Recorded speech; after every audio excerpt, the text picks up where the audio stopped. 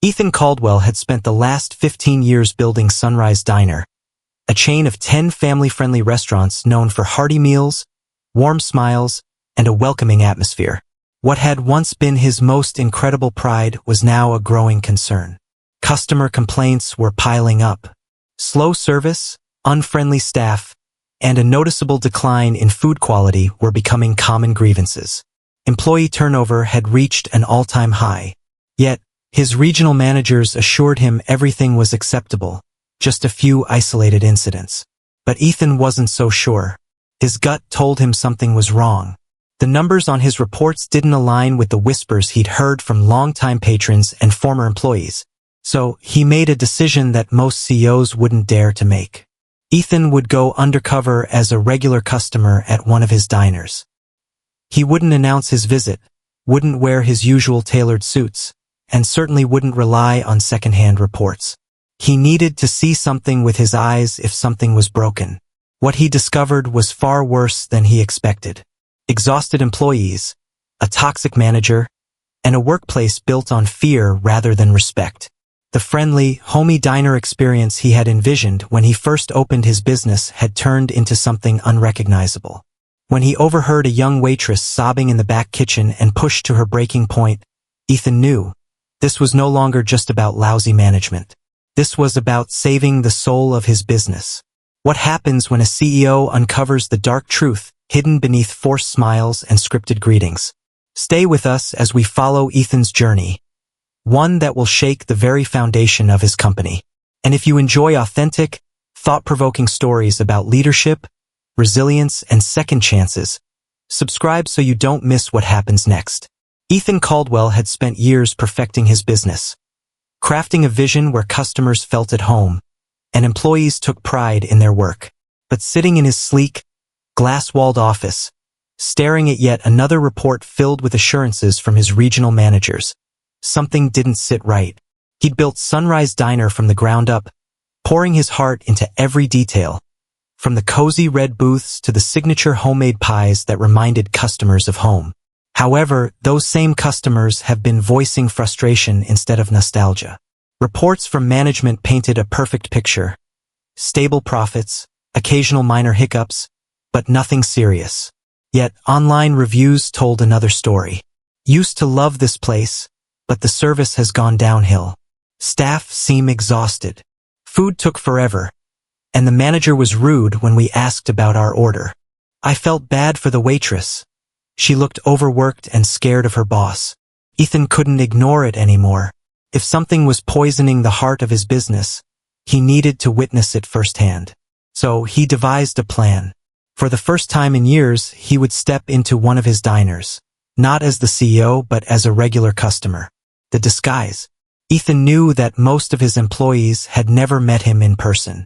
His face was on the company website, but beyond corporate meetings and press releases, he was a name, not a presence. That worked to his advantage. He let his beard grow out, traded his crisp button-ups for a faded hoodie and worn-out jeans, and slid on thick-rimmed glasses.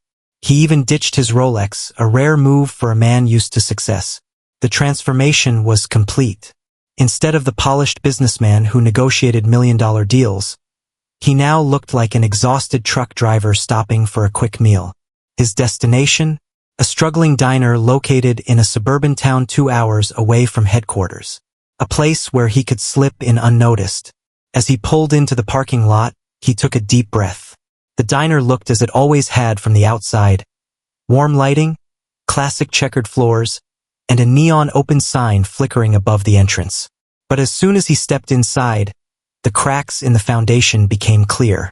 Ethan walked into Sunrise Diner number 8 at lunchtime, expecting the comforting buzz of conversation, the fresh coffee smell, and the well-run establishment's warmth.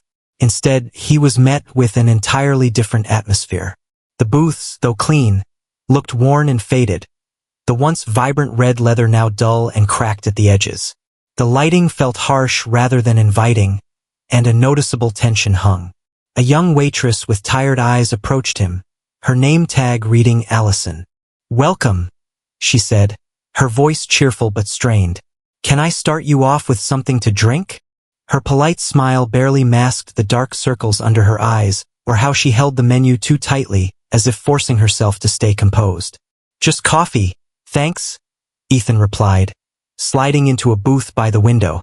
As Allison walked away, he observed the rapid pace of the diner. The waitstaff moved like they were putting out constant fires, rushing from table to table, balancing plates and refills, while the customers seemed impatient, some openly frustrated. From his seat, he could hear grumbles from nearby tables. "We've been waiting for 20 minutes. Did our order get lost? That manager has an attitude problem." Ethan's stomach tightened. This wasn't the cozy, welcoming place he had envisioned when he first started Sunrise Diner. Something was seriously wrong. Then, a voice boomed from the kitchen. Sharp, irritated. "Allison, what the hell is taking so long? You're slowing us down again." Ethan turned his head toward the open kitchen window. A stocky man in his early 50s, wearing a stained apron, stood with his arms crossed, scowling. The shift manager. No introduction. No polite acknowledgement of customers. It's just pure hostility directed at an already overworked employee. Allison flinched at the tone, her hand tightening around the coffee pot she had just filled. "Coming right up," she called back, her voice cracking slightly. Ethan frowned. His entire philosophy as a business owner revolved around valuing employees. A team that felt respected would, in turn, treat customers with care. This was the opposite. As Ethan watched, Allison continued weaving between tables, expertly managing multiple orders, never once showing frustration to customers. She was exhausted, but she kept pushing through. When she returned with his coffee, he had already decided he wasn't just here to observe. He needed to act. "I'll have the burger and fries," Ethan said, offering a reassuring smile. She nodded quickly, scribbling on her notepad, then turned back toward the kitchen. A few minutes later, the grumbling from the kitchen became worse.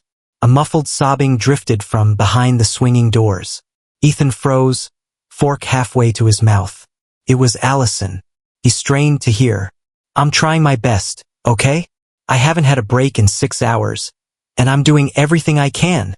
Then, the manager's sharp, dismissive tone cut through the air. "If you can't handle the pressure, maybe you're in the wrong job. We don't have time for excuses." Ethan's grip tightened around his coffee cup, his pulse rising. This was beyond just lousy management. This was abuse. He pushed his plate aside, stood up, and walked straight toward the kitchen. What he saw made his chest tighten with anger. Allison stood with trembling hands, wiping her eyes with the back of her sleeve. The manager, Brian, according to his name tag, loomed over her, arms crossed, his expression of pure irritation. Two cooks stood nearby, clearly uncomfortable, their hands gripping utensils as if unsure whether to intervene. Ethan took a deep breath, steadying himself. "Is there a problem here?" he asked, his voice calm but firm. Brian turned, startled. Just a little miscommunication," he muttered. Allison shook her head, fresh tears still in her eyes. "I'm sorry," she whispered. Ethan looked between them, his jaw tightening. For years, he had trusted managers like Brian to uphold his vision of respect and community. Now he realized he had been blind. He said evenly, without revealing who he was, "She looks like she needs a break. Why don't you let her sit down for a few minutes?" Brian scoffed. "We're short-staffed. There's no time for breaks during the rush." Ethan's gaze hardened. There's always time to treat people with respect. The tension in the kitchen grew thick, almost suffocating. Ethan knew one thing for sure. This was not the company he built, and he wasn't about to let it continue. The air in the kitchen was thick with tension.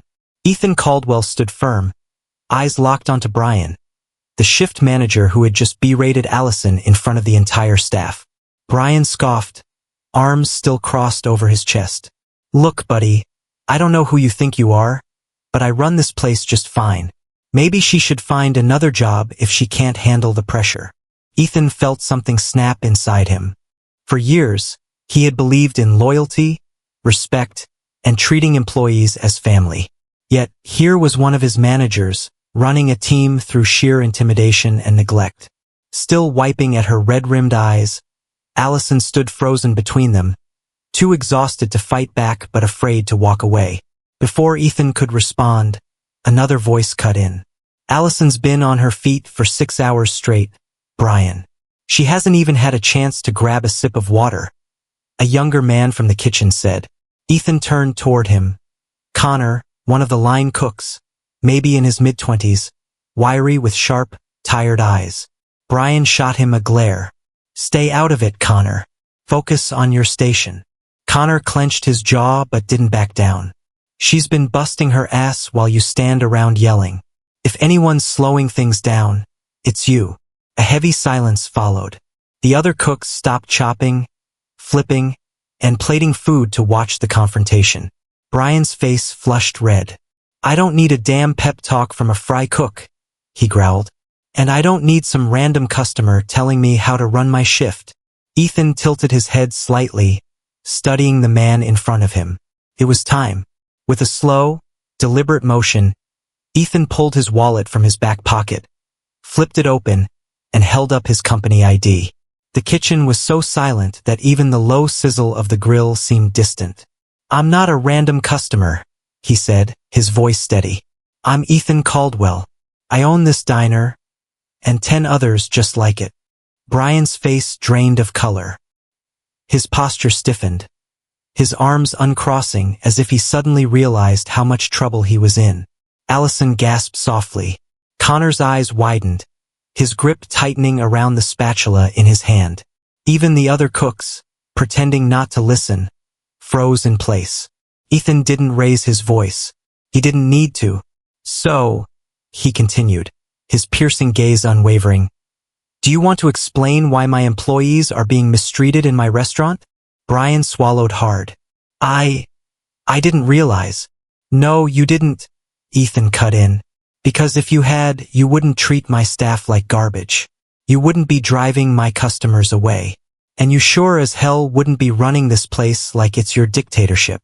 Brian opened his mouth to argue, but Ethan turned toward Allison before he could. Go take a break, he said softly. Allison hesitated, her gaze darting toward Brian. Now, Ethan added, his voice leaving no room for debate. Brian started to protest, but Ethan shot him a look that shut him down instantly. Allison finally nodded, grabbing a glass of water and slipping out of the kitchen. Ethan turned back to Brian. You and I need to talk. Now, office, let's go.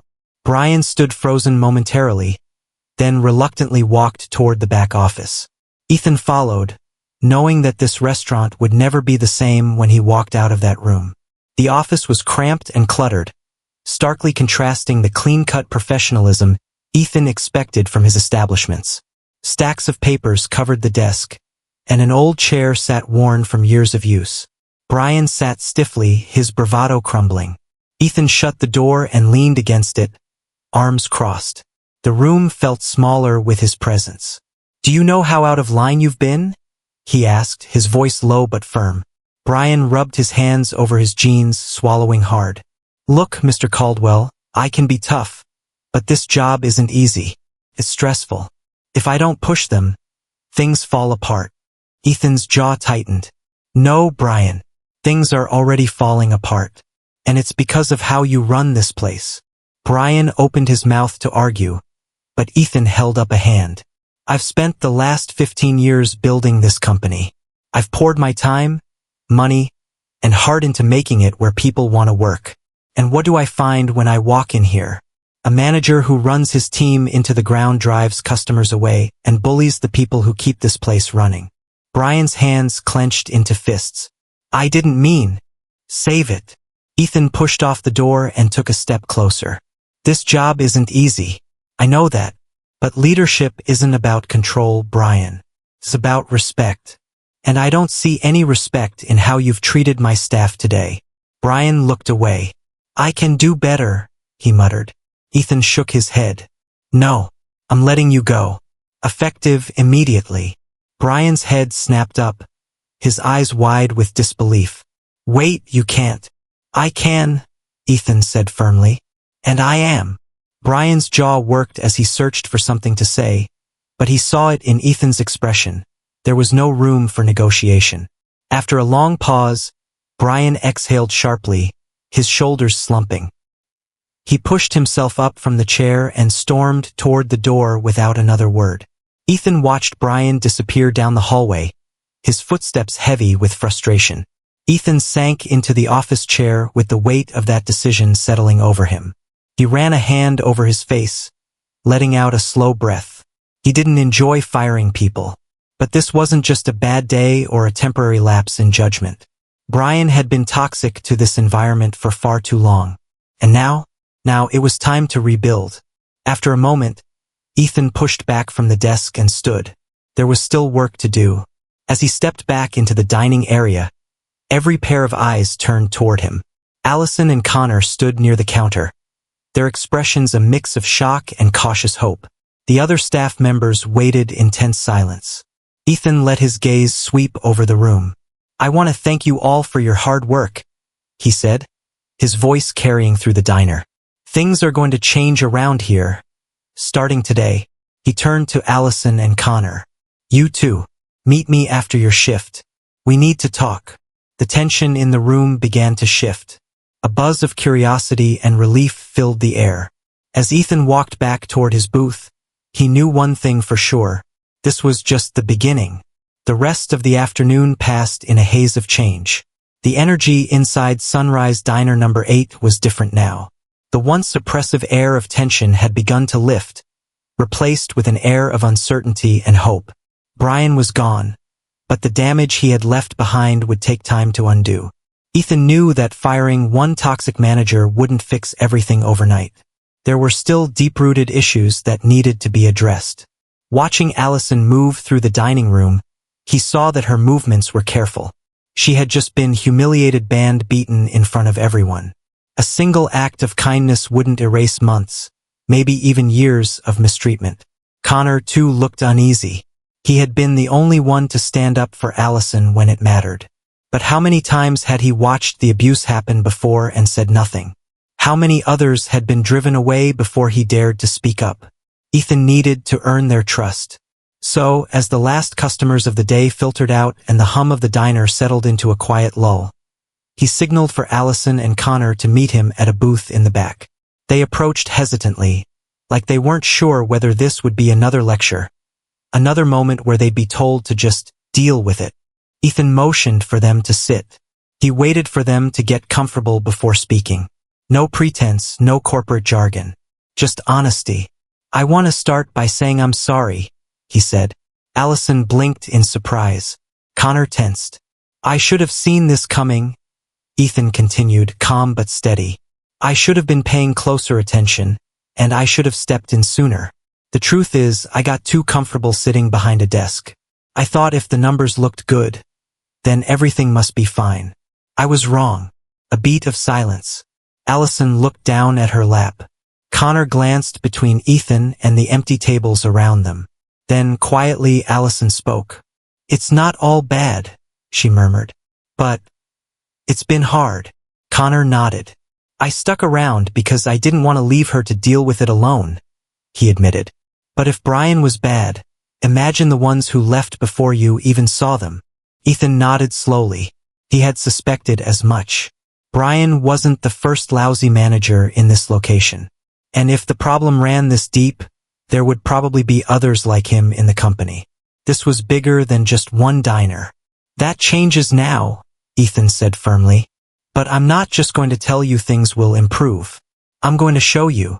Allison looked up, hesitant but intrigued. "How?" she asked. Ethan leaned forward, resting his arms on the table. "First, I'm bringing in a new manager, someone with real experience, someone who knows how to lead with respect," he said. "But until then, I'll oversee things here to ensure everything gets back on track." Allison's eyes widened slightly. She hadn't expected him to stay. "Wait, you're staying?" Connor asked. Ethan nodded. "For as long as it takes." Connor let out a small, surprised breath. "And what about Brian?" Allison asked hesitantly. Ethan's expression hardened. He's not coming back, he said simply. I don't tolerate that kind of behavior. And neither should you. For the first time all day, Allison's shoulders seemed to relax. But Ethan wasn't done. Second, he continued, I'm revisiting the staffing structure. No more being short-staffed during peak hours. We're hiring more people, and I'll make sure everyone gets proper breaks. You can't take care of customers if you're running on empty. Allison gave a small smile. That would be amazing, she admitted. Ethan smiled too, but he wasn't finished yet. And third, he said, his tone softening slightly, I want to reward you both for everything you've done to keep this place running. Allison blinked. Reward us? She echoed, clearly caught off guard. Ethan turned to Connor first. You've shown real leadership, Connor. You didn't just do your job, you stepped up when it mattered. That's what leadership looks like. I want to promote you to assistant manager with a raise and more consistent hours. Connor's jaw dropped. Are you serious? He asked. I've never managed anything before. Ethan chuckled. You already have, he said. Connor swallowed hard, his face a mix of shock and gratitude. I don't know what to say, he muttered. Then don't say anything yet, Ethan replied. Think about it. But the offer stands. Then he turned to Allison. And you, he said, 8 months of dedication, even when things were at their worst. I see how much you care about the customers and your coworkers. You deserve more than just a thank you. Allison quickly looked down, embarrassed. I'm just doing my job, she murmured. You're doing more than that, Ethan corrected. Starting next week, I'm giving you a significant pay raise, and I want to set up a bonus system for the staff so that hard work like yours gets recognized. Allison's hand flew to her mouth. Oh my God, she whispered. Really? Ethan assured her. For a moment, neither of them spoke, letting the weight of his words sink in. Then, softly, Allison whispered, Thank you. I mean it. Thank you. Ethan leaned back, exhaling. You've earned it, he said simply.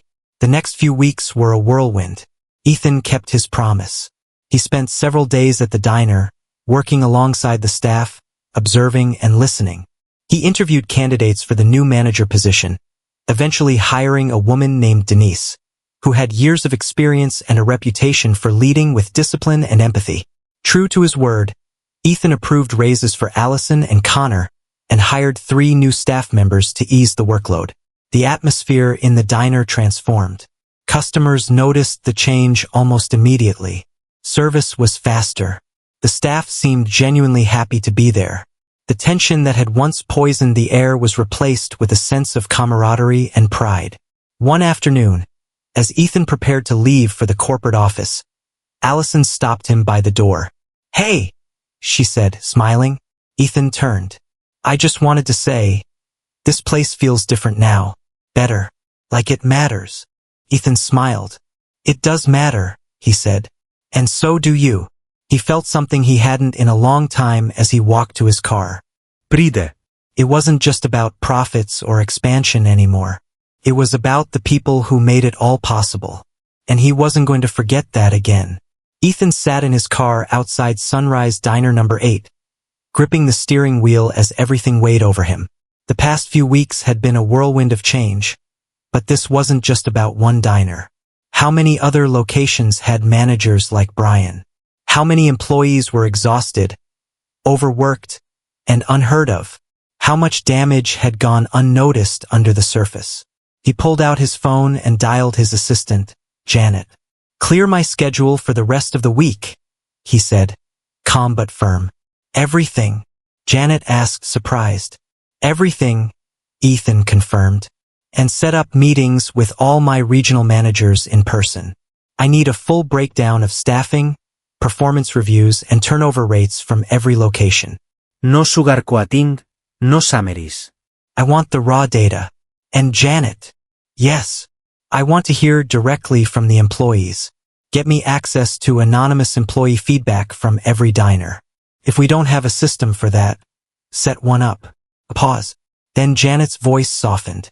You found something, didn't you? Ethan exhaled slowly. Yeah, he admitted. And I think it's worse than I thought.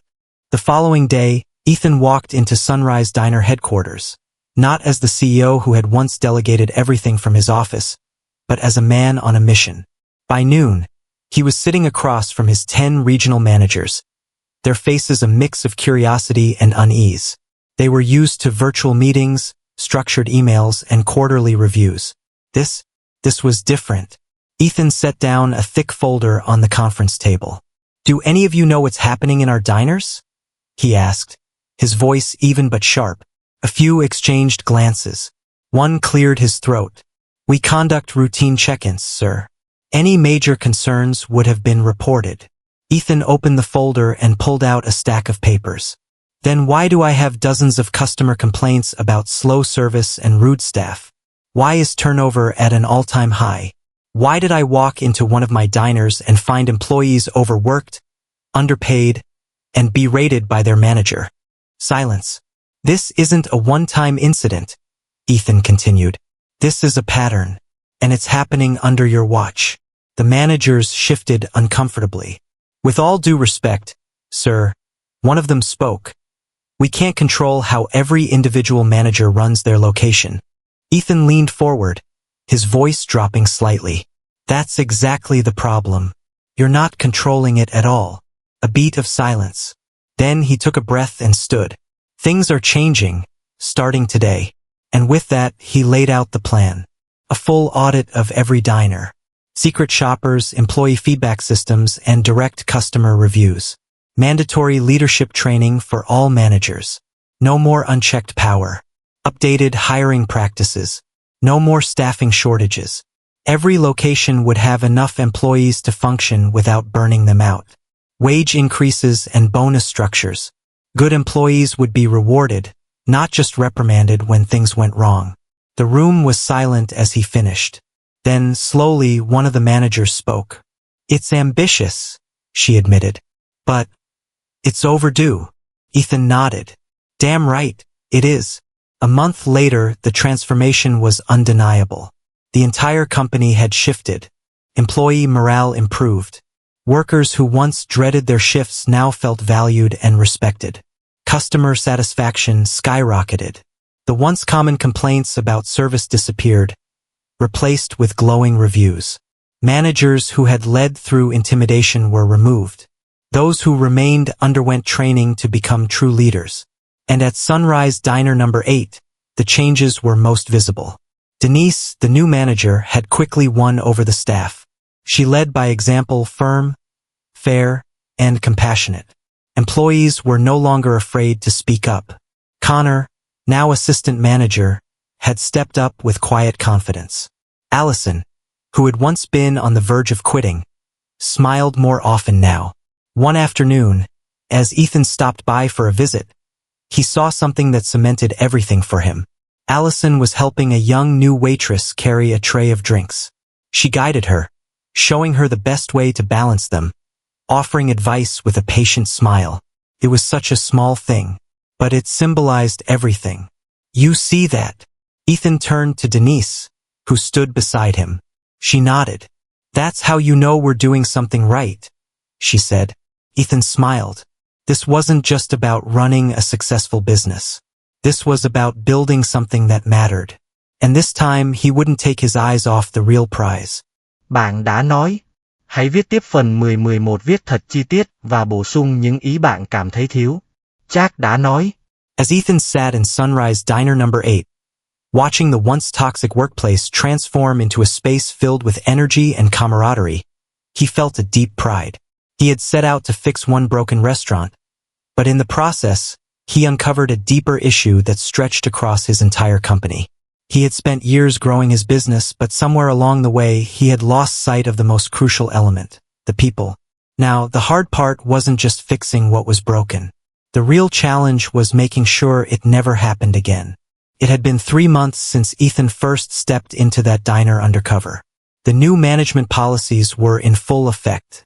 The employee feedback system was active, giving every worker a direct line to voice concerns.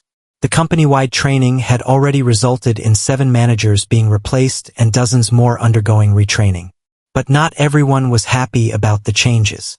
At a recent executive meeting, his CFO had pulled him aside. "Ethan, you've made some bold moves, but let's talk about numbers. Wage increases, new hiring, bonuses. These things don't come cheap." Ethan had leaned back in his chair, calm but unwavering. "And what's the cost of burnout? Of high turnover? Of losing good employees because they're treated like machines?" The CFO sighed. "I get it, I do. But you have to understand, there's only so much we can spend before it cuts into profits." Ethan stared at him for a long moment.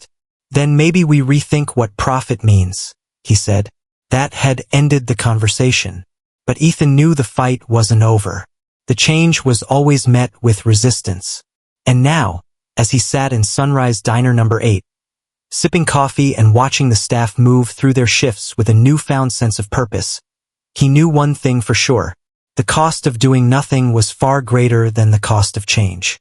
One evening, as Ethan prepared to leave the diner, Allison caught up with him at the door. "Wait!" she called out. Ethan turned, noting the look on her face. Grateful, but I wanted to say something," she said, wringing her hands. "Before you came here, I was ready to quit. I mean it. I had already written my resignation letter. I just couldn't do it anymore." Ethan felt a pang in his chest. "And now?" he asked. Allison smiled, a real, genuine smile. "Now? I wake up, and I don't dread coming to work. It's still hard, but it's not crushing. I don't feel invisible anymore." She took a deep breath. "I just wanted you to know that." Ethan nodded, swallowing down the lump in his throat. "That's all I ever wanted," he said softly. She nodded and headed back inside, leaving him standing at the entrance, hands in his pockets. Looking back at his diner, company, and people, he realized something. Success wasn't just measured in profits. It was measured by the people who built it. And for the first time in a long time, Ethan knew he was leading the right way. Bạn đã nói. Hãy viết tiếp phần 12-13 viết thật chi tiết và bổ sung những ý bạn cảm thấy thiếu. Jack đã nói. A year had passed since Ethan Caldwell first stepped into Sunrise Diner number 8 as an undercover customer. The transformation across the company had been profound. Employee turnover had dropped by 40%. Customer satisfaction had reached its highest rating in 5 years, and revenue had increased. Not despite the changes, but because of them. People wanted to work here. Customers wanted to come back. But the true success wasn't found in spreadsheets or financial reports. It was in the small, everyday moments that showed the culture had shifted. Like the way Connor, now a full-time manager, pulled aside a nervous new hire and personally walked her through the dinner rush. Or Allison had become the diner's heart, making sure every customer left with a smile, even on the busiest nights. It was in how Denise, the new general manager, handled problems. Not with yelling, but with patience and respect. And it was in the looks on the customers' faces. Not just satisfied, but comfortable, as if they had found a second home in this little diner. One afternoon, Ethan decided to drop by unannounced, just as he had done a year ago. This time, there was no disguise. When he walked in, he wasn't met with tension. No one looked exhausted or fearful. Instead, there was laughter, the scent of fresh coffee, the warm, inviting energy that he had always dreamed of when he first built the company. He realized something as he sat at a booth and watched the diner come alive around him. This was no longer just a business. This was a legacy. Ethan knew leadership wasn't about making one significant change and walking away. It was about staying present and staying involved. So he promised himself, never again would he let his company become something he didn't recognize. From that day forward, he made it a point to visit every location, personally talking to employees and customers. He read every complaint, every suggestion, and every bit of praise. He never stopped watching, because he had learned something in that diner kitchen, standing in front of an exhausted waitress and a cruel manager. A business isn't built on numbers. It's built on people. And as long as he was in charge, he would never forget that again.